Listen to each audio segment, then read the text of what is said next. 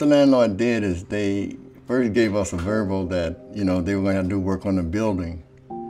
And then they gave us a notice saying that the work on the building was longer than 30 days.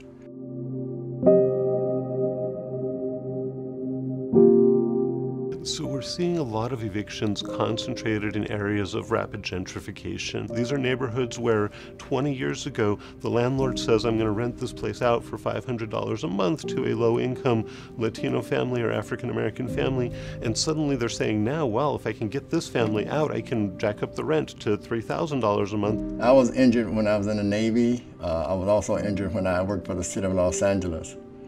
And in doing so, I have to go to so many doctor's appointments. And they just happened to have one the same day the court was. And so I went to the doctor, and when I came back, I went downstairs and got a paper to go in and see the judge. And when I told him, he said it didn't make no difference, that he didn't want to hear what I had to say in so many words. Just give him the paper, and he said, that's it, you got 5 days.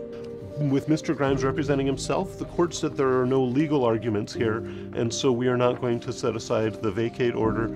You're still going to be locked out. I wouldn't have been able to look at this and say, you're being thrown out anyway. It's a heartbreaking document, but it also illustrates that when a tenant, self-represented, throws himself on the mercy of the court, says, I am disabled, I am elderly, I have no place to go, I didn't understand what was going on, please help me.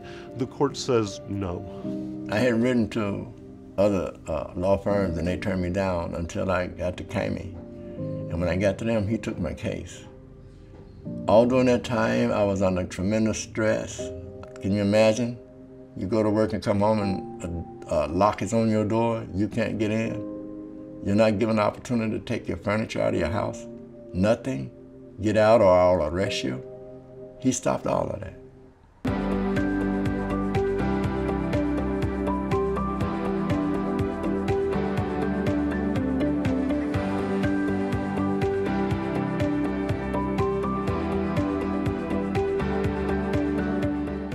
I'm relieved. I am truly relieved. And so what happens from here, yeah, it matters.